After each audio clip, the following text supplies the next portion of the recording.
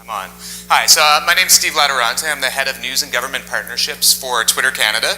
I've been there about a year. Before that, I was a reporter at the Globe and Mail for about 8 years. So I do appreciate you all coming out so early. Most of the conferences I go to were journalism conferences, so there was no way you would book anything before like 1 in the afternoon when everybody drank or worked through their hangover. So I'm going to walk you through Twitter a little bit and talk about how other foundations are using it to reach global audiences, to drive people towards their causes, to communicate with each other, all these things. But just kind of big picture first, there's 1 billion tweets sent every 2 days, so there's an awful lot of stuff there. So if you're going to get people's attention, it helps if you know what you're doing. Why do you care? This is Earth Day. That's the Earth you're seeing there, of course. And when I hit the button, it's going to show you the concentration of tweets from around the world, where people are actually tweeting about Earth Day on Earth Day. So here we go. And nobody tweeted about Earth Day. There we go. Oh, that's way better. Yeah. See, that's what it would look like without Twitter. That's with Twitter. So as you can see the bursts of information as the day passes on, right? And people talking about it. You see a lot in Southeast Asia. You see the United States, a little bit in Canada every here and there. Europe is huge. It just gives you a sense of the volume of conversation. So each of those clusters are big, multiple thousands of tweets happening at one time, right? So you can see the world actually paying attention. So, that's the sort of thing you see around all big events, and that's something that you can tap into. 284 million active users around the world.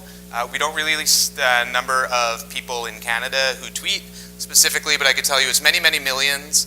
You'll often hear people say like, oh, it just seems to be government talking to government or journalists talking to journalists, but there's a lot of people who use it like my wife, where they use it like a news service. They read it all the time, but they're not necessarily tweeting all the time, right? And that's a perfectly valid use. It really does help you keep in touch with things. My wife sends maybe 5 tweets a year. The last one was to pick up margarita mix because I wasn't paying attention to her texts.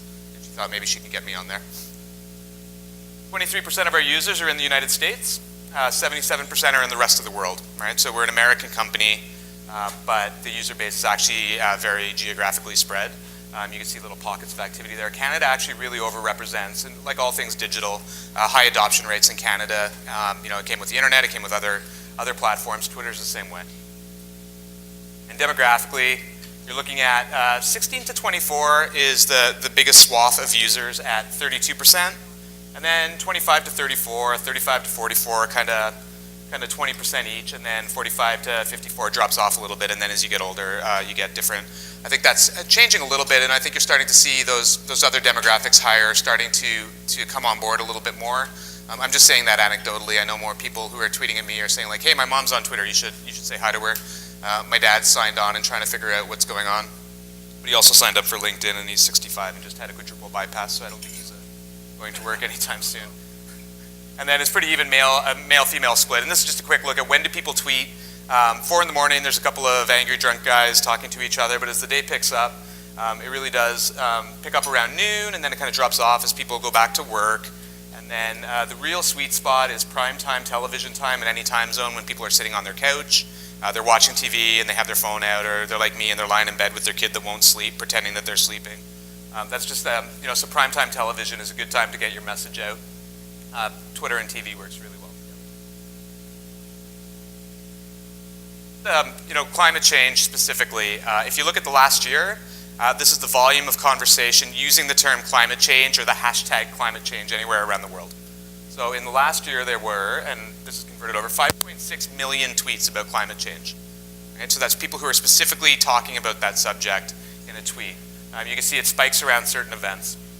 Where are they talking about it? You can see that map. Every one of those circles represents the volume of conversation that's happening over the last 35,000 tweets about climate change, right? So it's Twitter is a very data-heavy service. We could actually know what people are talking about and where they're talking about it for the most part. And you can see what you'd expect. The United States is very big. China not so much. Europe, pockets of Australia, and of those conversations, 63% of them are coming from men, and 37% are women having those conversations. We only know 2 things about you at Twitter. We know your email address and we know your first name. That's how we figure out whether you're a boy or a girl. So, it's not perfect science, but it does give you sort of an idea of how the conversation is evolving. So it's a big conversation that you're able to be a part of, and if you're trying to to raise money or to raise awareness, it really is a place you want to be. We know some things about Twitter users. We don't have Canadian numbers. We just hired a researcher not too long ago, so we're starting to build this stuff out. But these are numbers from the UK, sort of a similar market with similar sorts of people. And what do we know? We know that 96% of Twitter users have donated to a charity in the last 12 months. We know that 1 in 2 UK users follow charity accounts on Twitter, so they're actively following a charity that can give them information. And they could have conversations with, they could learn more. And I'll give you some examples of some really good campaigns that they've been running, both in Canada and in the UK, to tap into this user base. Of the users who follow charities, 84% retweeted a charity at some point. So, everybody's going to have different levels of sophistication. So, these slides were converted from the UK presentation. So, whenever you see a typo, I'm blaming it on UK spelling. Retweeted doesn't have that extra W. I just noticed it now, actually. Big screens really help for that. So 84% retweeted a charity. That means they took the tweet that they saw and they shared it with all their followers. And that's sort of the network effect of Twitter, is that if you tweet something and I retweet it, it's going out to 20,000 more people to see. And then they retweet it and it goes on like this, right? So that's the network power of something like Twitter that really lets you get your message to a lot of people and retweet it, however you say that, spelled that way. 68% visited a charity site directly from a tweet, so driving people towards your website, right? They see your tweet on Twitter and they click it and they go to where you want them to be. You can drive them towards fundraising efforts, you can drive them toward advocacy work, you can drive them towards just information, but almost 70% of people who are using charity end up on their site. And then 53% have donated having seen a tweet, right? So there's a real opportunity there to take advantage of these millions of people that are on Twitter, caring about the things you care about. With 5 million tweets just about climate change alone in a year, that's a huge base to be able to tap into. Those are people that have actively expressed an interest in a subject that you care about. And it doesn't matter if it's cancer, if it's AIDS research, any of these things. These conversations are happening there, and they're easy to find. You don't need to go looking. They just exist. If you have any questions, but it's really impressive when I do it. So I'm just going to stop moving. Against most of my instincts. If you have any questions, just shout them out at any point. I know I talk too quickly. And what do people like to see from charities? 79%, they want to see info on a topical issue. So they want it. The power of Twitter is that it's current, it's now, it's live, right? It's happening right this instant. So if something's happening that affects your organization, you want to be on top of it right away. So if there's research developments, if there's some sort of event that you're putting on, you don't want to talk about it 3 weeks ahead and you don't want to talk about it 3 weeks after. You want to talk about it while it's happening. That's when people are looking for that information. 79% are looking for more information. 44% want interviews with experts, fundraising apps, these sorts of things. This is what people are looking for. They expect to see that. Okay, we're going to kill this one and use this one. So I'll turn this on. There we go. I'm usually not tall enough for these podiums. Okay, so, if you're on there and you decide that, yes, this is something you want to do, there's ways to do this properly. The average consumer unlocks their phone 110 times a day. I don't know if you've seen that stat before, but the average person takes their phone out of their pocket, flips the switch 110 times a day. I only do it 30 times. I have an app on my phone that tells me, but you can game it by setting the lock for a longer time. So it's not really an accurate representation. But the point is, about 80% of Twitter's users are mobile. And that's how they access the platform. So very few people are going on their actual computer and typing in, and that mirrors all web activity. Nobody goes to news websites anymore. Everything's mobile. That's where we are. So this is what a normal conversation looks like when you're running a campaign. You get this baseline conversation happening. That's kind of like your regular activity on Twitter. People talk about you sometimes, they don't talk about you other times. But when you have a campaign moment, when you have something that you're building towards, a really important event, any sort of advocacy thing that's happening that's, something like this, you're able to torque that conversation, and you can see what happens is you get this spike in conversation. You see this around all big Twitter events when you plan them out. So, elections are a great example where you get a rise in activity, and then you get this baseline conversation, and as you get to the debate, you can see this huge spike, and then it drops back down. You can do that with your events as well, and we'll talk about ways to do that. So, it just makes the moments more powerful. This is the exact same chart with a fancier picture. If you care about basketball, we'll move on. But you need to plan, right? You can't just say we're going to be on Twitter and things will just work out. You need to treat this like any other platform where you have editorial calendars and you're thinking about the smart things that you want to say and how you want to say it in the best way for the platform. So there's a couple different ways to do that. You have your everyday moments. So this is just your baseline activity. You're going to be on Twitter. You're going to tweet a few times a day. You're going to tell people about things. You're going to have specific campaigns. You're going to have reaction. And you're going to do live things. So we'll walk through each of those very quickly. So here you have Canadian Blood Services doing a great job of just everyday tweeting to raise awareness about what they're trying to do. Right, this is one more channel for them to reach people organically sometimes. So organically means you're just tweeting and you're hoping that people see what you tweet. Right, so you've got 10,000 followers. You send your tweet. If they're looking at Twitter at that moment, they're going to see it. The other alternative to that is to pay to make people see it, and it'll increase the odds that they're going to see it. That's another conversation. But this is just their everyday baseline. This isn't costing them anything. They've decided that Tuesday is their day. They call Giving Tuesday, and they want people to donate. So donate financially. Click here. Right. That's just a regular thing they can put out on a Tuesday morning. It's easy. They drive people to their site, and they get signups. Clever. Here's another one. Want to volunteer with us? Check out the volunteer section on our website. Right? Really easy way to drive people toward what they're doing. They have a graphic under there. One of the best things you can do to get more people to retweet you is to include a photo in your tweet. I've got a slide a little bit later that underscores why that's so important. But if you use a photo as a government agency or a nonprofit, you will get retweeted 62% more often than if you do not.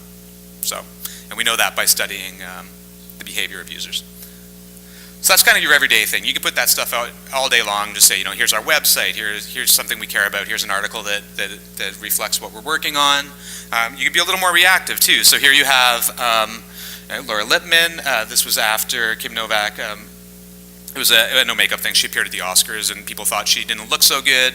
There was this whole firestorm about, why wasn't she wearing makeup in this? So then Laura Lippman, writer, took a picture of herself and started this whole thing with "It's okay, Kim Novak," and you started to see like thousands and thousands of tweets happening with people taking pictures of themselves without makeup, essentially.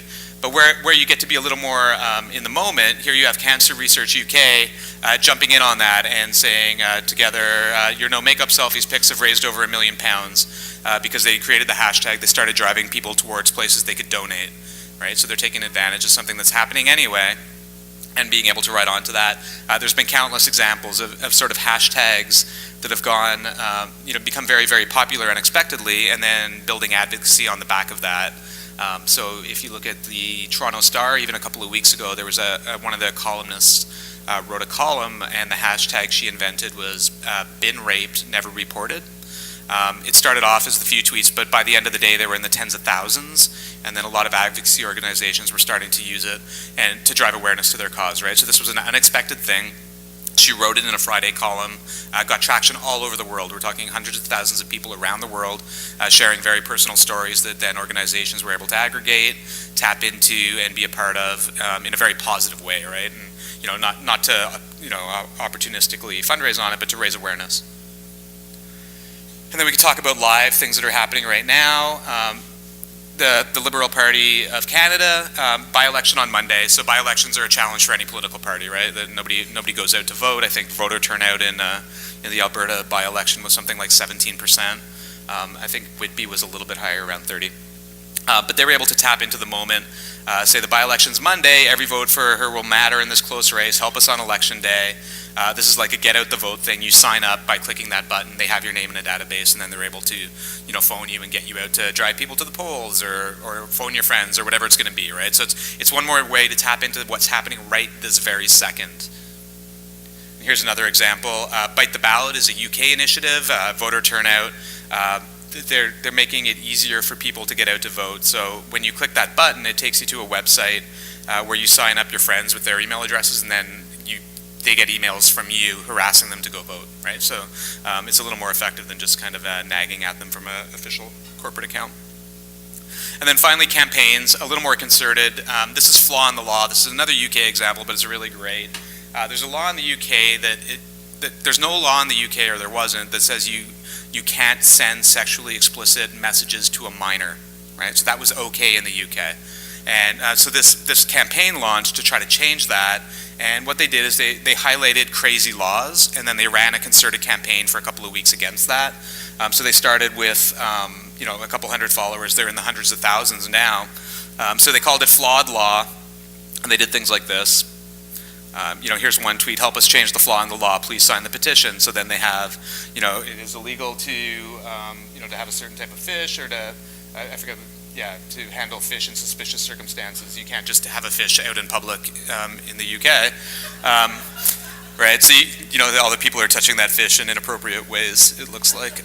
So you can't do that in the UK, right? So you can't do that. But it is legal to send these explicit messages. So that's just a very sort of visceral, easy way to display that. It's a graphic. You click the graphic, you go sign the petition.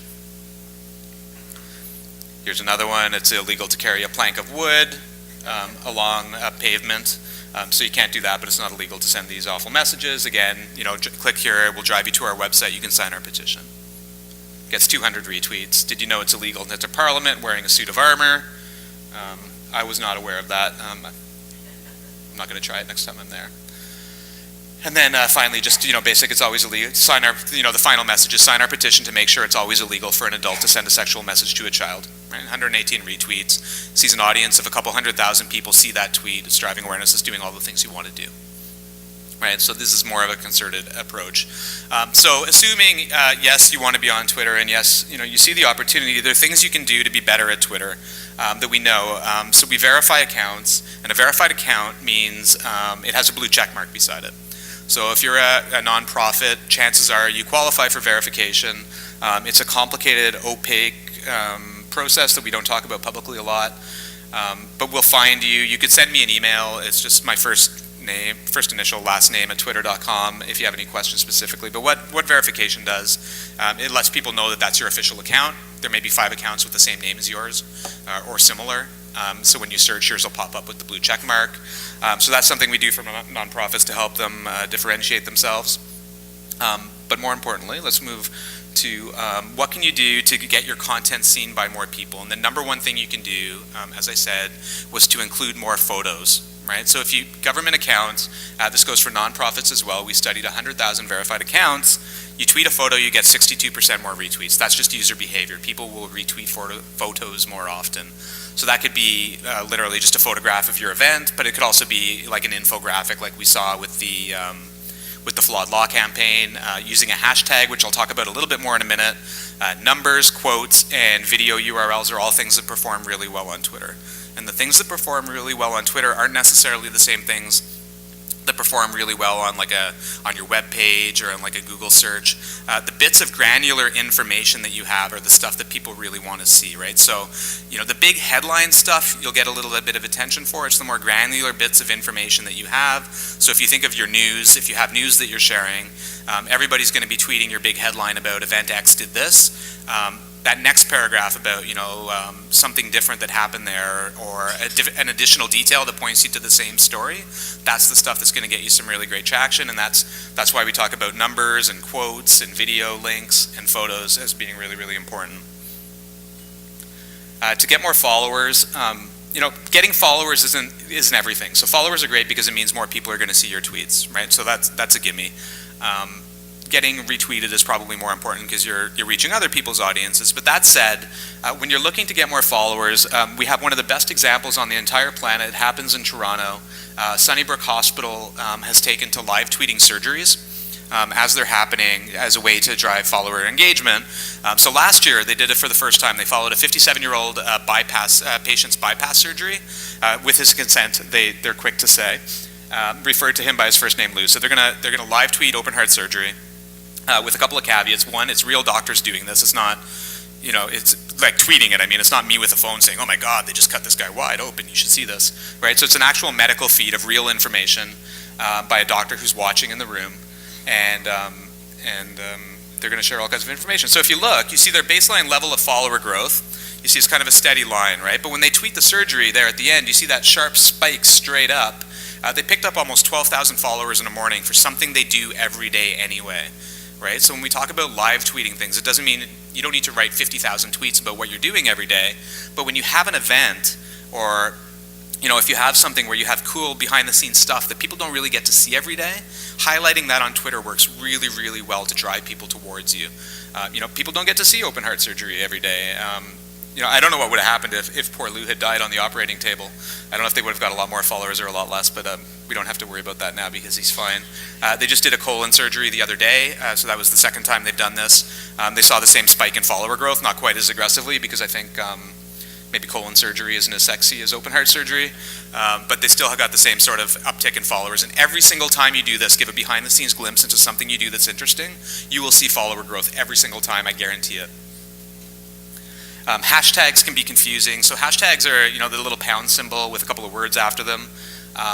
You should be using them when they already exist or when you have a captive audience that you're able to tap into. So if you're at a conference, it makes sense that everybody's using the same hashtag because what it does is it gives people a way to search out content by that hashtag, right? So it's a label essentially that people are able to pull things in. So if you're not using that hashtag, you're missing a potential audience who don't follow you essentially. It's kind of, like I said, it's like a label. So, for news organizations, it increases engagement on tweets by almost 100% for journalists and 50% for news organizations. But here's a good example. The CBC, during the last Olympics, used the hashtag CBC Olympics, right? So that's how they wanted people to find their stuff. The entire rest of the world was using hashtag Sochi 2014, right?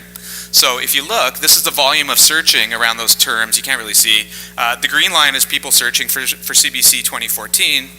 And the blue line are people searching for Sochi 2014, right? So these are people that are actively searching, looking for Olympic content that aren't going to find the CBC stuff because they're using the wrong hashtag, essentially. You can do it for branding reasons. There's all kinds of reasons CBC decided to do that. But generally, if there's a hashtag that exists, you want to use it because that's how people are going to find your stuff, right? So if you live in Norway, you don't care where your curling content is coming from if you're searching for it. You'll watch the BBC, you'll watch the Zimbabwe Broadcasting Corporation. As long as they're giving you content you want, you'll access that content. So that's what they were missing out on there. So hashtags are important. And if you're tweeting at people, use their actual Twitter names, not their names, right? So if you use my Twitter name in a tweet, I'm going to see it. That's why there's a benefit there. And if I see it, I'm more likely to retweet it because I'm a crazy egomaniac. And that'll get it to my followers, and that'll build you out a bigger audience, right? And it'll also increase your follower growth because more people are seeing your Twitter handle, they're able to click on it, and once they get there, they're more likely to follow you. And I don't want to use up all your time here, so I'm going to keep moving.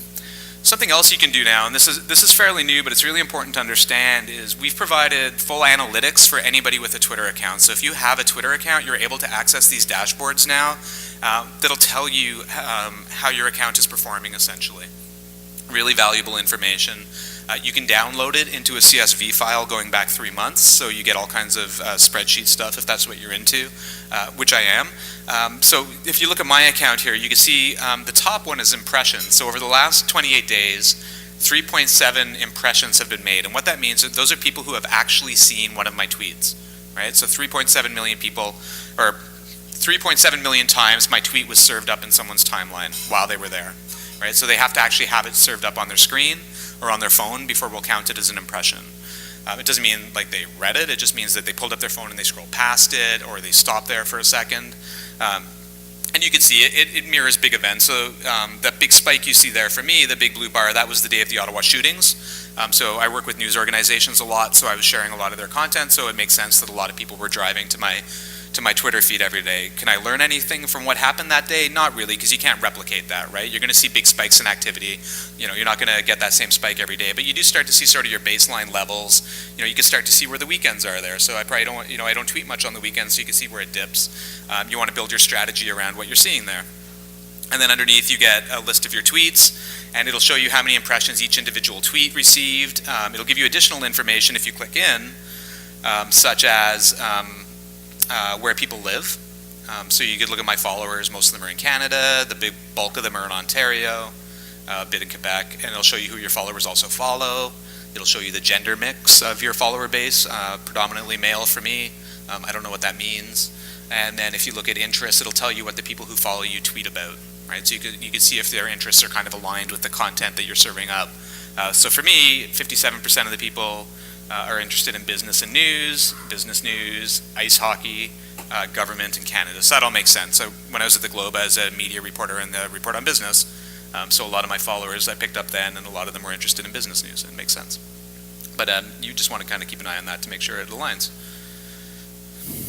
So that's sort of the how Twitter works, but good idea to take questions, I think, because usually that's when it really gets most interesting. So who has a question? Yes?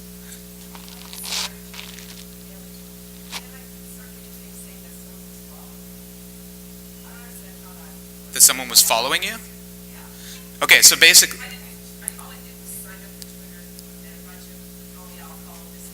Right.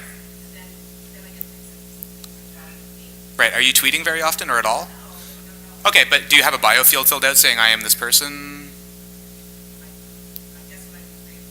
Yeah, like your name's there. And yeah, so I think typically what happens when you set up a new account is when you follow people, they see that you followed them, right? So the behavior is typically like, oh, I wonder who that person is. I click through to them, and then I follow you expecting that you're going to say interesting things to me, right? So even if you're not tweeting a lot, I think people just find you and assume that you're going to say something at some point that will be of value to them.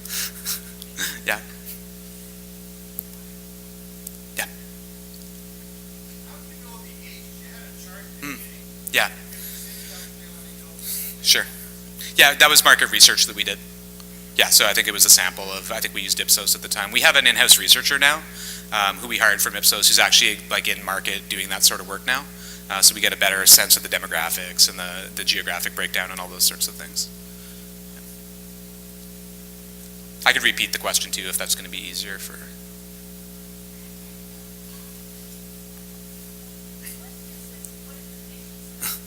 Yeah, I'll just repeat your question if it's easier. In terms of launching a campaign, I always thought that the school of thought was launched on sort of a Tuesday or a Wednesday because people were at work. But if people are really mostly retweeting in the evenings and probably on the weekends, how is this affecting when you should plan your campaign? Yeah, I think a couple things there. So one, you want to hit people where they're active, right? So you want to be making sure you're reaching them at night.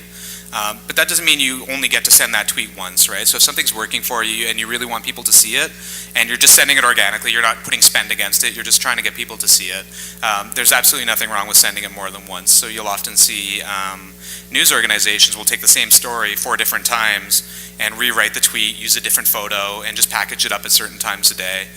Because you can sort of make the assumption that the person who saw it at 8 in the morning isn't going to be the same person who sees it at 9 o'clock at night. So you can start to roll it out that way. And there's software that allows you to time your tweets and things, so you don't have to actually be, at your desk at 9:30 at night when you're sending this out. You could just tell it to do that, and that would be the way to do it. But yeah, you can get them more than one way for sure.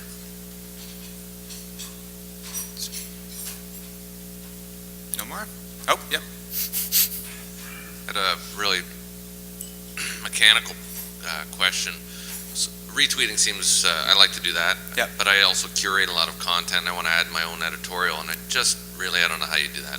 I retweet, that's fine, but I mean, it's very boring. I want to add my own 2 cents. Right. So the one thing, whenever you retweet something, it's a really good best practice to put a little bit of information about why you're retweeting it, right? So you get a little space where you can type stuff. This is interesting because kind of sentiment is really, really useful. And for most organizations too, you're putting out your own content, but it's really important that you act as an aggregator of other relevant content that your followers might be interested in, right? They're following you because you are an expert in something. If you're a foundation, if you're a charity, you know one thing about that subject, that's your thing. They're looking to you to be an expert and give them other content about that. So even if it's another organization that does similar work to you, that's an opportunity to share their work, because what you're trying to do is be the place where they go for that information. Right, so you can use your Twitter account to do that. You can be this big aggregator of content, and that'll also drive more engagement among your followers. And it's just an easy way to get that interaction that you might not get otherwise. It depends on how you're doing it. So are you on the web or your phone usually, or? Yeah, so usually you get an option of tweet or retweet or quote, right? So if you click quote, then you should get the opportunity to, what kind of phone too? It's like, then we get into like, it's a BlackBerry from 1997, and yeah, so if you get the option, if it says quote, you're able to add your own stuff to it. And it'll depend on platform and a few other things, but generally speaking, that's the way it would work. You can't do that on the web though, it just blasts it out as a retweet. No. Yeah.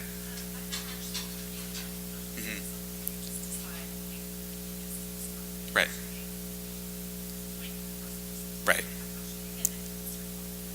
Yeah, so the question is like, if you just create a hashtag, will people start following it? Basically? If they like the word, yeah. So generally speaking, hashtags exist around conversations already, right? So whatever you care about, there's probably an established hashtag. Trying to invent your own around a subject you care about can be really, really difficult because people have to be searching for it, and that's not really the way people search, right? They search by keyword more than they search by hashtag.